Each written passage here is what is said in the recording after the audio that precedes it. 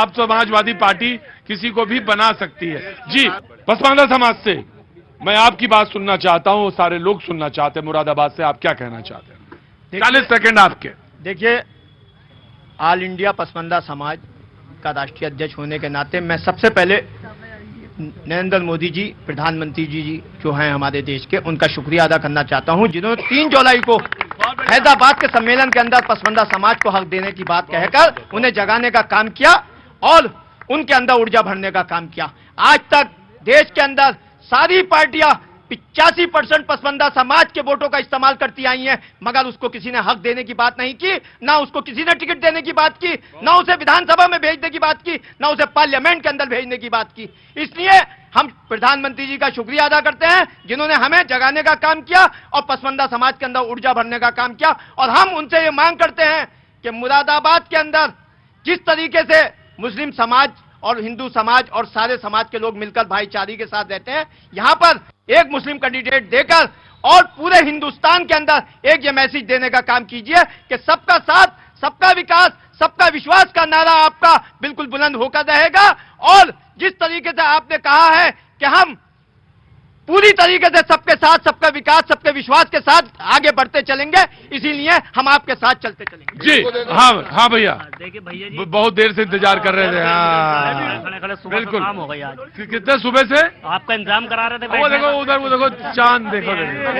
दोनों चीज देखिए, भारतीय जनता पार्टी के लोग हो या भारतीय जनता पार्टी के सहयोगी हो, उनसे 5 मिनट आप बिना हिंदू मुस्लिम करे बुलवा नहीं सकते। ना तो वो यूनिवर्सिटी की बात करेंगे, ना मेडिकल कॉलेज की बात करेंगे, ना सुनो ना वो स्वास्थ्य सेवाओं की बात करेंगे, ना रोजगार की बात करेंगे। बात करेंगे 5 किलो राशन की। जनता को उस काबिल नहीं बनाओगे कि 5 किलो राशन अपने आप खरीद ले। वो 5 किलो राशन अगर खरीदने बनाओगे तो 500 किलो भी खरीद लेगी, लेकिन 5 किलो राशन देके उसका अपाहिज बना दिया देश को।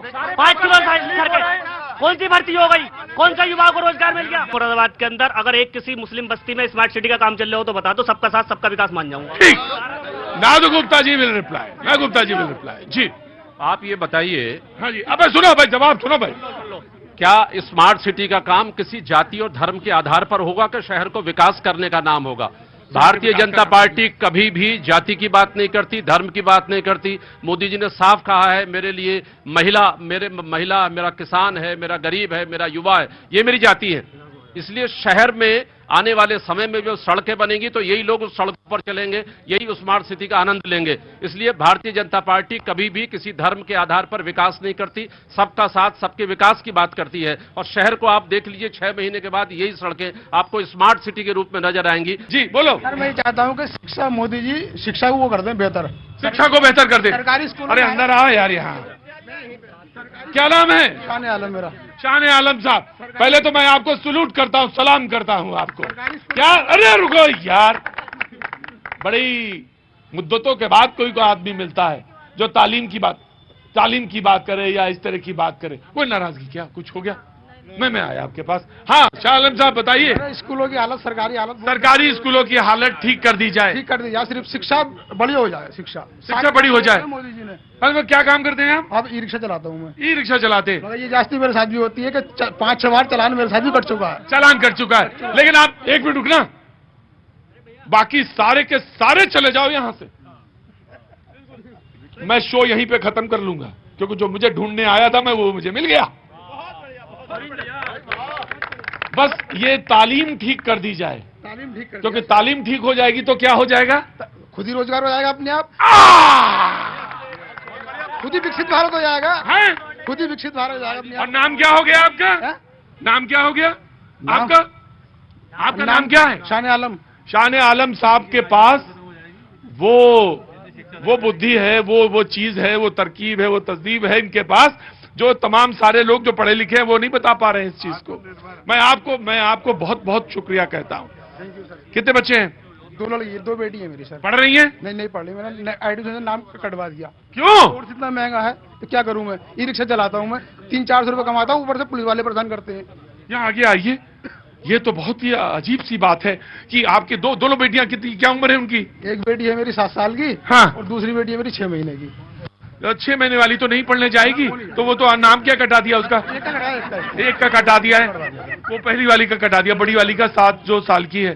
चाली साहब ऐसे ही दुरुस्त सवाल का जवाब दीजिएगा, लेकिन मैं आपसे पता नहीं क्यों इतना आपके पता नहीं क्या आकर्षण है, मैं आप में फंसता चला जा रहा हूं, बातों में उलझता चला जा रहा हूं मैं आपसे, है ना। पर ये बताइए कि नाम क्यों कटाया आपने? सर कारोबार नहीं है, रोजगार नहीं है, मतलब 300-400 रुपए कमाते हैं, फिर ऊपर से पुलिस वाले पर। मैं आपका मुझे एक एप्लीकेशन दीजिए आप अभी शो के बाद, एक एप्लीकेशन दीजिए, और बच्ची को पढ़ाना जरूरी है।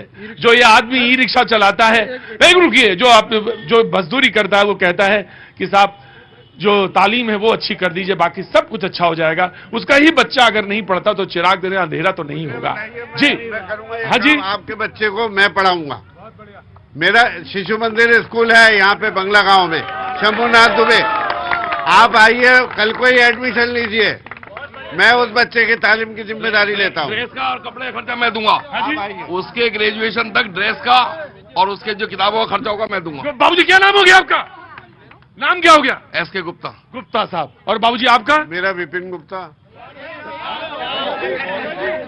या तो तुमसे मैं उलझता जा रहा था या तुम मुझसे उलझते जा रहे थे, लेकिन दोनों में बात एक कॉमन थी, तुम्हें तालीम चाहिए थी और तुम तालीम के पैरोकार थे, और मुझे लगता था कि अगर यह हो गया तो मेरा सपना पूरा हो जाएगा। और दोनों का सपना पूरा हुआ है। एक बात देखो, झूठ यहां पे कोई बोलता नहीं है, मेरी बात सुनो, चाहे गुप्ता जी हो चाहे ला वो तो दे दूंगा मैं आपको, दिखाने की जरूरत नहीं है। कुछ काम ऐसे होते हैं जो करे जाते हैं, उनका प्रचार नहीं किया जाता। ठीक है Gupta ji, thank you so much. Sir हैं? कल सुबह मेरे घर इनका पता था इसमें है, और इनका फोन नंबर इनसे भी लो। और आप क्या कह रहे थे? आप बोलिए। कह रहा था इनकी कोर्स किताबें बुक्स जो भी होंगी वो हम देंगे, हैंडीक्राफ्ट। मैं एक काम करता हूँ, अरे तुम्हारे अड़ोस पड़ोस में कोई बच्चा है जो पढ़ने नहीं जा रहा? बहुत बच्चे ऐसे, बहुत बच्चे हैं। तो छाटो और इनको दो, ठीक है? 1-2 बच्चों को करिए ये काम। भैया जी कहीं का शो कहीं ही नहीं है, करिए ये काम। जी बोलिए बात। आज चाहे हमारे समाजवादी साथी के बैठे हैं, 2017 से पहले 2012 से 17 के बीच में श्री अखिलेश यादव जी मुख्यमंत्री थे। उनको चाहिए था, सुन लीजिए, उनको चाहिए था कि उत्तर प्रदेश का विकास कर देते, लेकिन चाचा और भतीजा की लड़ाई। तब तो आप नहीं बोलते थे पहले, अभी बोलने लगे हैं आप। भाई सुन लीजिए, बोले तभी कहा गया है कि जब तक हम आपके पास नहीं आएंगे, आपके कपड़ों को नहीं पकड़ के देखेंगे तो पता कैसे चलेगा। हम समाजवादी पार्टी में गए थे तो ये पता लगा था कि ये वो समाजवादी पार्टी स्वर्गीय मुलायम सिंह की जो थी। बिल्कुल है, तो हमको बिल्कुल है रात में देखने वाला समझते हो क्या? मैं वही बात कर रहा हूँ। वो जो मुलायम सिंह यादव थे, छोटे से छोटे कार्यकर्ताओं को पकड़ लेते थे। आज क्या कारण है?